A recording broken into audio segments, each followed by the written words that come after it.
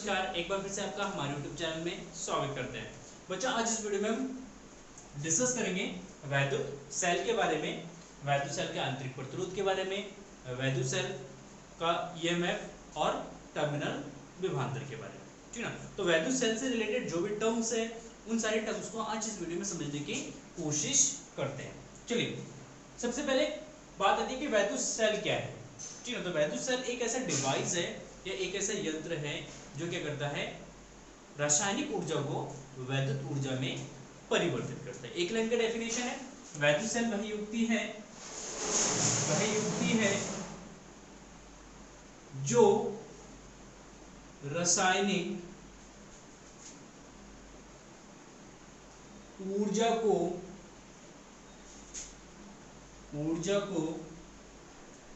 वैद्युत ऊर्जा में परिवर्तित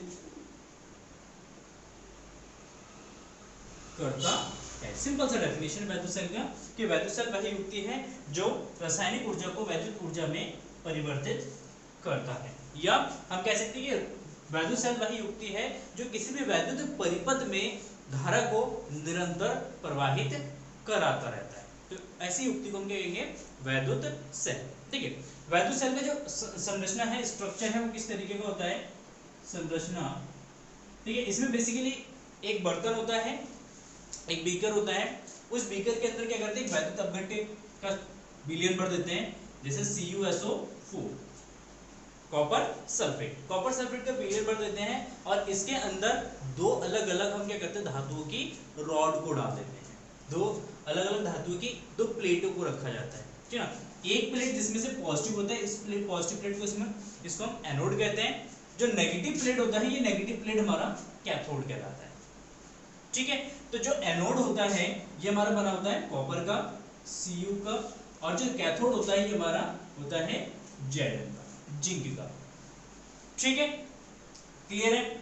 चलिए, अब यहाँ पे रासायनिक ऊर्जा को किस तरीके से वैद्युत ऊर्जा में परिवर्तित करता है। संरचना आपको पता है कि एक बीकर होता है, बीकर के अंदर एक वैद्युत अपघट्य भरा होता है। उस वैद्युत अपघट्य के अंदर जब हम क्या करते हैं, दो अलग अलग धातुओं की इलेक्ट्रोड को अंदर डाल दिया जाता है, या दो अलग अलग धातुओं की छड़ को अंदर डाला जाता है विलयन के अंदर, तो इससे क्या होता है, एक छड़ पॉजिटिव हो जाता है और दूसरा छड़ नेगेटिव हो जाता है। और जैसे ही इन दोनों छड़ों के बीच में कोई भी एक वैद्युत युक्ति जोड़ा जाता है या वैद्युत परिपथ को जोड़ा जाता है, तो इस वैद्युत परिपथ में ये धारा को प्रवाहित कराता है, ठीक है ना, कंटिन्यूअसली प्रवाहित करेगा जब तक इसके पास रासायनिक ऊर्जा है, जब तक इसके पास इसके अंदर रासायनिक क्रियाएं हो सकती है, तब तक वो क्या करता है, बाह्य परिपथ में वैद्युत धारा को प्रवाहित करता है।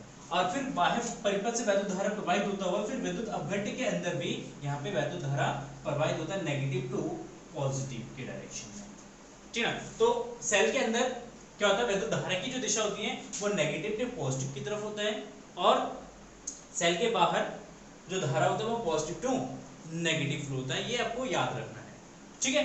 चलिए, अब यहाँ पे एक थोड़ा सा छोटे से शॉर्ट में हम डिस्कस कर लेते हैं कि किस तरीके से रासायनिक ऊर्जा को वैद्युत ऊर्जा में परिवर्तित करता है। तो देखिए, इनिशियली शुरू में ये दो इलेक्ट्रॉन हमने जब इसके अंदर डालते हैं तो इनिशियली ये न्यूट्रल होते हैं, इस पे किसी तरीके का कोई भी चार्ज नहीं होता है। लेकिन जैसे ही इसके अंदर हम क्या करते हैं, दो इलेक्ट्रोडों को डाल देते हैं CuSO4 के सॉल्यूशन में, तो CuSO4 जो है ये ब्रेक होता है, CuSO4 कॉपर सल्फेट ब्रेक होता है Cu double positive NSO4 double negative की तरफ। और हमें पता है जिंक के पास एक ऐसी प्रॉपर्टी होती है, केमिस्ट्री में आपने पढ़ा है, ठीक है ना, जिंक के पास ऐसी प्रॉपर्टी होती है कि वो अपने से लोअर जो एक्टिव एलिमेंट्स होते हैं उनको उसके सॉल्यूशन से क्या कर सकता है, वो डिस्प्लेस कर सकता है। तो जिंक की जब CuSO4 के साथ रिएक्शन होता है तो जिंक क्या करता है, Cu को यहाँ से डिस्प्लेस कर देता है और ये बनाता है ZnSO4, मतलब Cu प्लस ZnSO4। इस तरीके से जिंक क्या करता है, SO4 से रिएक्ट कर जाता है। तो इसके अंदर, इस सॉल्यूशन के अंदर जब हमारा CuSO4 ब्रेक होता है, Cu डबल पॉजिटिव से मिटा देता हूं मैं यहाँ से, Cu डबल पॉजिटिव और SO4 डबल नेगेटिव में, जब ये ब्रेक डाउन होता है Cu डबल पॉजिटिव और SO4 डबल नेगेटिव, तो CuSO4 क्या करता है, ये जिंक जो है इसको अपनी तरफ खींचता है। तो SO4 का जो पार्टिकल होगा वो किसकी तरफ जाएगा, वो जिंक की तरफ जाएगा, ठीक है, SO4। और जो Cu डबल पॉजिटिव होगा वो कहां जाएगा, एनोड की तरफ जाएगा, ये एनोड की तरफ जाएगा और ये SO4 जो है वो जिंक की तरफ जाएगा। जैसे ही Zn क्या करता है, Zn किससे रिएक्ट करता है, SO4 डबल नेगेटिव से, SO4 डबल नेगेटिव से जब ये रिएक्ट करता है तो ये बनाता है Zn SO4 प्लस 2 इलेक्ट्रॉन। और इस प्रोसेस में वो क्या करता है, अपना 2 इलेक्ट्रॉन, क्योंकि ये ऑलरेडी नेगेटिव है तो Zn क्या करेगा, अपना 2 इलेक्ट्रॉन यहाँ से रिलीज कर देगा, अपने में से निकाल देगा। तो ये 2 इलेक्ट्रॉन इसमें से क्या होता है, Zn में से निकल जाता है, ठीक ना। जैसे ये 2 इलेक्ट्रॉन Zn में से क्या होगा, निकल जाएगा। तो अब यहाँ पे ये 2 इलेक्ट्रॉन जो है इस Zn पे आ जाता है, मतलब इस Zn पे इनिशियली क्या जाएगा, 2 नेगेटिव चार्ज आ जाएगा। थोड़ा सा ओवर देता हूँ, इस पे आ जाता है 2 नेगेटिव इनिशियली, शुरू में इसमें 2 नेगेटिव चार्ज आ गया, 2 इलेक्ट्रॉन के बराबर चार्ज आ जाता है, क्योंकि 2 इलेक्ट्रॉन उसके पास अब क्या हो गया, एक्स्ट्रा हो गया, ठीक है। अब जैसे Cu डबल पॉजिटिव क्या होता है, जैसे ये एनोड की तरफ मूव करता है और जैसे इस एनोड में जाके वो कलेक्ट होता है, तो यहाँ पे एनोड में जो रिएक्शन होता है वो Zn Cu डबल पॉजिटिव ये क्या करता है, एनोड से 2 इलेक्ट्रॉन लेता है, गेन करता है, 2 इलेक्ट्रॉन ले लेगा और लेने के बाद वो क्या बनाएगा, Cu बनाएगा, ठीक है। तो अब क्या होता है कि जब Cu कॉपर जब एनोड के साथ जाकर रिएक्ट करता है, तो एनोड के साथ जैसे रिएक्ट करता है तो एनोड से क्या करता है, 2 इलेक्ट्रॉन खींचता है, 2 इलेक्ट्रॉन ले लेता है। जैसे 2 इलेक्ट्रॉन ले लेता है तो इस एनोड पे जो है डबल पॉजिटिव चार्ज आता है। तो ये अब ये जो है एनोड है ये हमारा पॉजिटिव चार्ज हो जाता है, ये कैथोड जो है ये हमारा नेगेटिव चार्ज हो जाता है। और इस पॉजिटिव एंड नेगेटिव चार्ज के कारण, इससे पॉजिटिव एंड नेगेटिव चार्ज के कारण इन दोनों इलेक्ट्रोडों के बीच में क्या होता है, एक पोटेंशियल डिफरेंस क्रिएट होता है, ठीक है ना। और जैसे ही हम क्या करते हैं, एक किसी बाह्य परिपथ को जोड़ देते हैं, तो इलेक्ट्रॉन जो है वो लोअर पोटेंशियल से वो हायर पोटेंशियल की तरफ मूव करता है, मतलब इलेक्ट्रॉन जो है वो कैथोड से एनोड की तरफ मूव करेगा, इलेक्ट्रॉन का जो मोशन होगा वो कैथोड से एनोड की तरफ मूव करेगा। और जैसे ही कैथोड से एनोड की तरफ मूव करेगा तो इस परिपथ में जो है एक वैद्युत धारा प्रवाहित होने लगता है, ठीक है। तो बाह्य परिपथ में वैद्युत धारा किसके कारण प्रवाहित होता है, इलेक्ट्रॉन के कारण, समझना जिन्हें इंपॉर्टेंट चीज है। बाह्य परिपथ में धारा जो है वो इलेक्ट्रॉन के कारण प्रवाहित होता है, क्योंकि इसमें कैथोड में इलेक्ट्रॉन ज्यादा होंगे और एनोड में इलेक्ट्रॉन कम होंगे, तो इलेक्ट्रॉन जो है वो कैथोड से एनोड की तरफ मूव करेगा। अच्छा, दूसरी चीज, इस वैद्युत अपघट्य के अंदर क्या होता है, वैद्युत अपघट्य के अंदर हम ऑब्जर्व कर सकते हैं कि Cu डबल पॉजिटिव जो है वो इस डायरेक्शन में मूव करता है एनोड की तरफ, और नेगेटिव जो चार्ज है SO4 डबल नेगेटिव जो है ये एनोड की तरफ, कैथोड की तरफ मूव करता है, Zn की तरफ मूव कर रहा है। तो इसके अंदर अगर देखते हैं तो जो हमारा करंट है वो करंट इस वैद्युत अपघट्य के अंदर भी प्रवाहित होगा, लेकिन उसके लिए रिस्पॉन्सिबल कौन है, उसके लिए रिस्पॉन्सिबल है Cu double positive and SO4 double negative. मतलब वैद्युत अपघट्य के कारण अंदर जो वैद्युत धारा प्रवाहित होता है वो आयंस के कारण होता है। कौन सा है, Cu double positive and SO4 double negative के कारण होता है, ठीक है। तो यहाँ पे कुछ पॉइंट्स मैं लिख देता हूँ, 3 इंपॉर्टेंट पॉइंट्स। वैद्युत बाह्य परिपथ में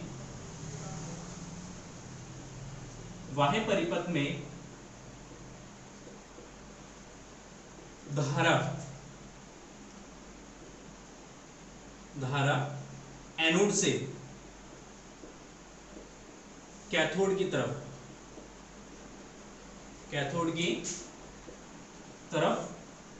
इलेक्ट्रॉन के कारण प्रवाहित होता है,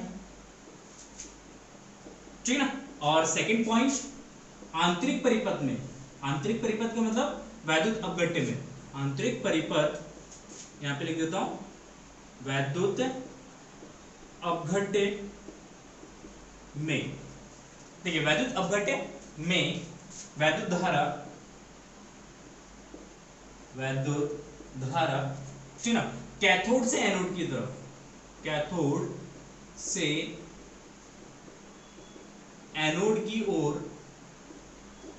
कैथोड से एनोड की ओर, ठीक, एनोड की ओर आयंस के कारण, आयन Cu डबल पॉजिटिव तथा SO4 डबल नेगेटिव के कारण प्रवाहित होता है। ठीक है, अगेन मैं इसका मैकेनिज्म आपको एक्सप्लेन करता हूँ, ठीक है ना, समझने की कोशिश करना कि आपको बस इतना बता दिया जाता है, कहीं पे भी यूट्यूब चैनल में पढ़ेंगे, किसी भी टीचर से पढ़ेंगे फिजिक्स में, तो आपको वो इतना ही समझा देंगे कि इसके अंदर कि किस तरीके का इसका स्ट्रक्चर होता है। वो कह देंगे कि एक एनोड होता है, कैथोड होता है, एनोड से कैथोड की तरफ करंट फ्लो होता है, लेकिन ये कभी कोई आपको एक्सप्लेन, बहुत कम टीचर्स होंगे जो आपको एक्सप्लेन करेंगे कि ये पॉजिटिव कैसे बनता है और ये नेगेटिव कैसे बनता है, ये कोई आपको एक्सप्लेन नहीं करेगा। तो अगेन मैं इसको रिपीट करता हूँ, समझना अच्छे तरीके से, कोशिश करना समझने की, ठीक है। तो देखिए सिंपली इसका स्ट्रक्चर जो होता है, इसका स्ट्रक्चर जो होता है क्या होता है कि एक बर्तन के अंदर हम कुछ वैद्युत अपघट्य पदार्थ भर देते हैं। वैद्युत अपघट्य में हम यूज करते हैं CuSO4, कॉपर सल्फेट का सॉल्यूशन हम इसमें यूज करते हैं। और जैसे ही सॉल्यूशन के अंदर हम दो अलग अलग धातुओं की दो छड़ को इसके अंदर डुबो देते हैं, तो डुबोने से क्या होता है कि हमारा एक छड़ जो है वो पॉजिटिव हो जाता है, दूसरा छड़ जो है वो नेगेटिव हो जाता है। जो पॉजिटिव छड़ होता है उसको हम एनोड कहते हैं, और जो नेगेटिव छड़ होता है उसको हम कैथोड कहते हैं, ठीक है ना। ये इलेक्ट्रोड्स होते हैं और इसको दूसरे नाम से जाना जाता है, इलेक्ट्रोड के नाम से जाना जाता है। जब इन दोनों इलेक्ट्रोडों के बीच में एक बाह्य परिपथ को जोड़ा जाता है तो क्या करता है, बाह्य परिपथ में एक विद्युत धारा को प्रवाहित कराता है। बाह्य परिपथ में विद्युत धारा की जो दिशा है वो पॉजिटिव से नेगेटिव की तरफ होता है, और सर्किट को कंप्लीट करने के लिए धारा जो है इस वैद्युत अपघट्य के अंदर भी प्रवाहित होता है, और इसके अंदर जो धारा है वो कैथोड से एनोड की तरफ जाता है, ठीक है। अब इस वैद्युत अपघट्य में क्या रिएक्शन हो रहा है, किस तरीके के मैकेनिज्म हो रहा है वो हम देखते हैं। तो यहाँ पे इसके अंदर का जो सॉल्यूशन होता है ये क्या होता है, ये सबसे पहले ब्रेक होता है, जैसे हम इस दोनों इलेक्ट्रोडों को इसके अंदर डाला जाता है। तो देखो वैद्युत अपघट्य के अंदर जो CuSO4 है वो किस फॉर्म में होता है, Cu double positive and SO4 double negative के फॉर्म में होता है। अच्छा, अब यहाँ पे जो कैथोड है ये हमारा जिंक का होता है, और हमें पता है जिंक जो है वो कॉपर सल्फेट के सॉल्यूशन से कॉपर को क्या कर सकता है, डिस्प्लेस कर सकता है। उसका रिएक्शन होता है Zn plus CuSO4 is equal to Cu plus ZnSO4। अब देखिए होता क्या है कि इसके अंदर, इस विलियन के अंदर जो SO4 डबल नेगेटिव है, क्योंकि वो क्या है Zn के साथ रिएक्ट करना चाहेगा। जब वो Zn के साथ रिएक्ट करना चाहेगा तो SO4 डबल नेगेटिव जो है वो Zn की तरफ मूव करेगा, वो Zn के साथ जाके अट्रैक्ट होगा, ठीक है। तो जैसे ही SO4 डबल नेगेटिव जब Zn के साथ रिएक्ट करता है तो ये Zn जो है वो उसके साथ मिला के क्या बनाता है, ZnSO4 जिंक सल्फेट का सॉल्यूशन बनाता है, ठीक है। अच्छा, जिंक सल्फेट का सॉल्यूशन, और इसके साथ वो क्या करता है, दो इलेक्ट्रॉन को रिलीज करता है, क्योंकि पहले Zn को इसके साथ रिएक्ट करने के लिए Zn डबल पॉजिटिव बनना पड़ेगा, और डबल पॉजिटिव बनने के लिए उसको क्या करना पड़ेगा, दो इलेक्ट्रॉन को रिलीज करना पड़ेगा। तो जैसे ही एक Zn एक SO4 डबल नेगेटिव के साथ रिएक्ट करता है तो ये क्या करता है, दो इलेक्ट्रॉन को रिलीज करता है। वो दो इलेक्ट्रॉन कहाँ रहता है, इस इलेक्ट्रोड के अंदर रहता है। जब दो इलेक्ट्रॉन इस इलेक्ट्रोड के अंदर रहेगा तो ये जो इलेक्ट्रोड होते हैं हमारे Zn का, इस पे क्या होता है, एक नेगेटिव चार्ज आ जाता है, ठीक है, जिसकी वजह से ये हमारे क्या होता है, नेगेटिव हो जाता है, ठीक है। इसके बाद यहाँ पे CuSO4 बचता है।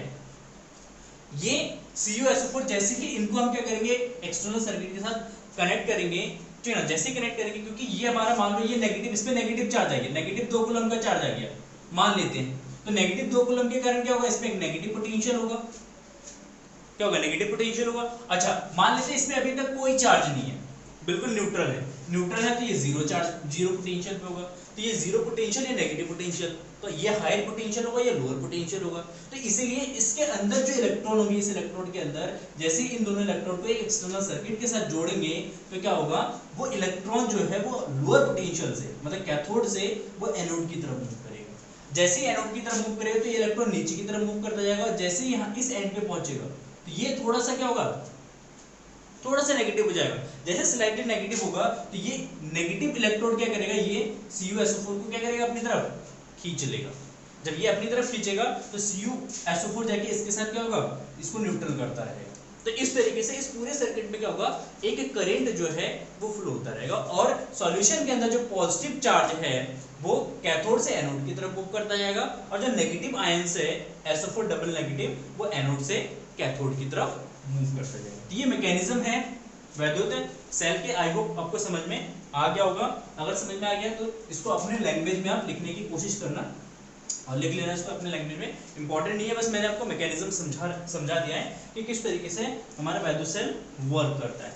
चलिए आगे देखते हैं। वैद्युत सेल जो है इसके प्रकार जो है, वैद्युत सेल के प्रकार, वैद्युत सेल के प्रकार देखिए केमिस्ट्री में पढ़ेंगे इसको डिटेल से आप, ठीक है। वैद्युत सेल के दो प्रकार के होते हैं, एक प्राइमरी सेल होता है, प्राथमिक सेल होता है प्राइमरी सेल, एक होता है सेकेंडरी मतलब द्वितीयक सेल होता है, द्वितीयक सेल।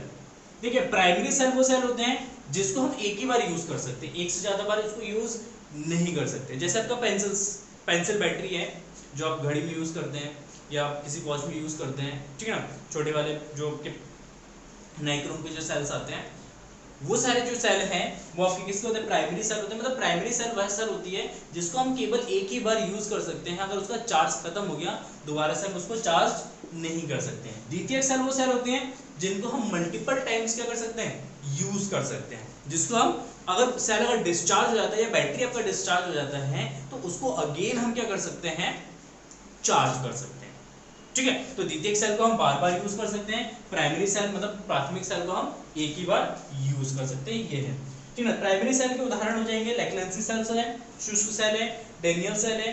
द्वितीयक सेल के आपके एग्जांपल्स हो जाएंगे शीशा लेड एक्यूमुलेटर सेल्स मतलब शीशा संचायक सेल और क्षारीय संचायक सेल, ठीक है। ये एग्जांपल्स हैं द्वितीयक सेल के, उतना ज्यादा इंपॉर्टेंट नहीं है, चाहे तो आप लिख सकते हैं अदरवाइज छोड़ सकते हैं।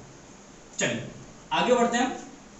सेल में ही एक टॉपिक लेते हैं, इंपॉर्टेंट है, मोस्ट इंपॉर्टेंट है, आंतरिक प्रतिरोध। आंतरिक प्रतिरोध, देखिए आंतरिक प्रतिरोध क्या होता है, ठीक है। आंतरिक प्रतिरोध का मतलब समझ में आ रहा है, प्रतिरोध का मतलब हमें समझ में आता है। प्रतिरोध का मतलब कि धारा प्रवाह के मार्ग में उत्पन्न अवरोध को हम प्रतिरोध कहते हैं।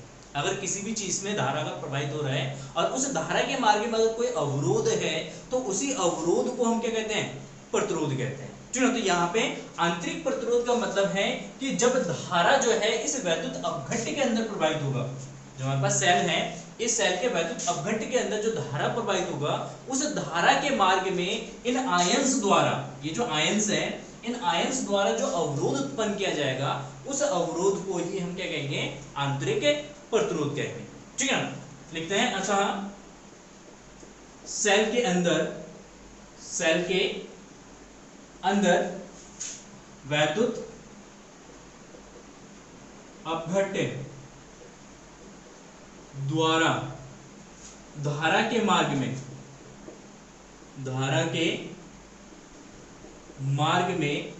उत्पन्न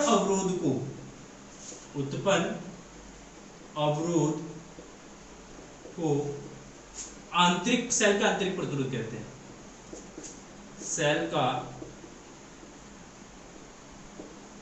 आंतरिक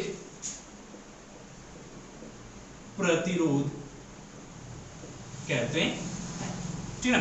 मतलब सेल के अंदर वैद्युत अपघट्य द्वारा, या घोल भी ले सकते हैं इसकी जगह, वैद्युत अपघट्य द्वारा धारा के मार्ग में उत्पन्न अवरोध को हम क्या कहेंगे, प्रतिरोध कहेंगे। क्योंकि जब देखो यहाँ पे CuSO4 के पार्टिकल्स मूव करेंगे इस डायरेक्शन में, ठीक है, SO4 के पार्टिकल्स इस डायरेक्शन में मूव करेंगे, क्या बना रहा हूँ, जैसे ये SO4 के पार्टिकल्स है इस डायरेक्शन मूव करें, CuSO4 के पार्टिकल्स इस डायरेक्शन में मूव करेंगे, ठीक है ना।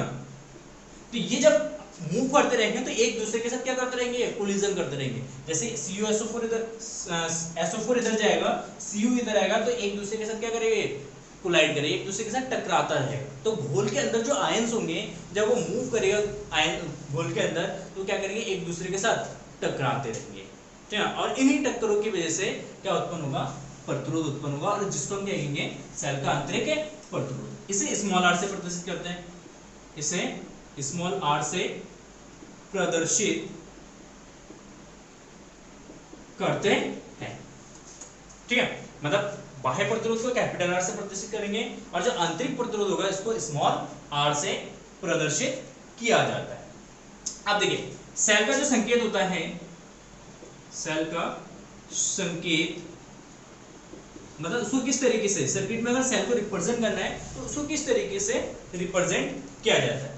तो सेल का जो बेसिकली सिंबल जो होता है वो होगा आपका, इसमें दो इलेक्ट्रोड होंगे, एक पॉजिटिव और एक नेगेटिव, और इस सेल, ये सेल का स्ट्रक्चर के साथ साथ इसके साथ एक छोटा सा प्रतिरोध भी दिखाया जाएगा। ये प्रतिरोध जो है इसके आंतरिक प्रतिरोध को रिप्रेजेंट करेगा। पॉजिटिव वाला टर्मिनल हाई पोटेंशियल को शो करता है, और जो लोअर ये रॉड है, ये आप देख रहे हैं लाइट खींचा छोटा सा, ये जो है हमारा लोअर पोटेंशियल को दिखाता है। ये हाई पोटेंशियल होता है, ये लोअर पोटेंशियल, या हम कह सकते हैं ये एनोड होता है और ये कैथोड होता है। और इसके साथ एक छोटा सा प्रतिरोध दिखाते हैं, ये हमारा इसका आंतरिक प्रतिरोध होता है। ये इसका सिंबल होता है सेल का। कहीं पे भी अगर परिपथ में सेल बनाना होगा तो उसको हम इस तरीके से इंडिकेट करेंगे। ठीक है, क्लियर है। चलिए अब इसके बाद आता है नेक्स्ट कि आंतरिक प्रतिरोध को प्रभावित करने वाले कारक। आंतरिक प्रतिरोध को प्रभावित, सेल के आंतरिक को प्रभावित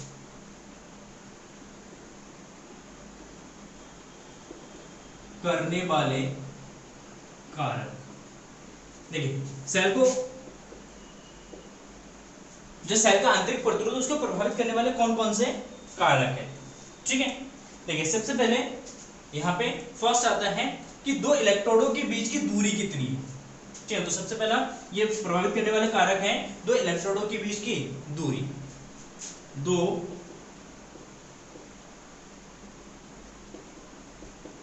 इलेक्ट्रोडों की बीच की दूरी, बीच की दूरी d पर, ये निर्भर करता है दो इलेक्ट्रोडों के बीच की दूरी पर निर्भर करता है। कैसे तरीके से निर्भर करता है कि r इज प्रोपोर्शनल होता है small d, r is proportional to small d। इसका मतलब है अगर इन दोनों इलेक्ट्रोडों के बीच की दूरी कितनी है, d है, तो इस d के प्रोपोर्शनल होगा। इसका मतलब है दूरी अगर ज्यादा है तो प्रतिरोध ज्यादा होगा, अगर दूरी कम है तो प्रतिरोध कम होगा। जाहिर सी बात है अगर दूरी ज्यादा होगी, दोनों इलेक्ट्रोडों के बीच की दूरी ज्यादा होगी, तो एक SO4 डबल नेगेटिव को इस इलेक्ट्रोड से इस इलेक्ट्रोड तक जाने के लिए बहुत ज्यादा कोलिजन करना पड़ेगा, बहुत ज्यादा टक्कर करना पड़ेगा। उन्हीं टक्कर के बाद जाके वो यहाँ तक पहुंचेगा। अगर दूरी कम कर देंगे तो टक्करों की संख्या क्या हो जाएगा, कम हो जाएगा, और टक्करों की संख्या कम होगा तो प्रतिरोध कम होगा। तो इसलिए R is proportional to D। Second, विलयन में डूबे क्षेत्रफल के अनुक्रमपाती। वैद्युत अपघट्य में, वैद्युत अपघट्य में डूबे, वैद्युत अपघट्य में डूबे इलेक्ट्रोडों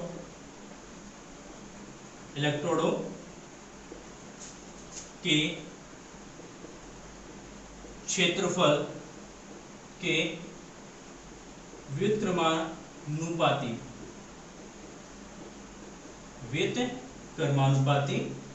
होता है। देखो मतलब R is proportional to 1/A। इसका मतलब क्या है कि जितना ज्यादा एरिया डूबा रहेगा उतने ज्यादा इलेक्ट्रॉन्स या उतने ज्यादा आयंस जो है जाके उसके साथ चिपक सकता है या उसके साथ जाके रिएक्ट कर सकता है। तो इसलिए उस कंडीशन में धारा बहुत ज्यादा फ्लो हो सकता है, और धारा फ्लो होने का ज्यादा फ्लो होने का मतलब क्या है कि रेजिस्टेंस कम होगा। तो इसलिए R is proportional to 1/A। ठीक है ना। एंड थर्ड फैक्टर है वैद्युत अपघट्य की प्रकृति पर, वैद्युत अपघट्य की प्रकृति पर, ठीक है, प्रकृति मतलब उसकी सांद्रता पर, उसकी सांद्रता पर।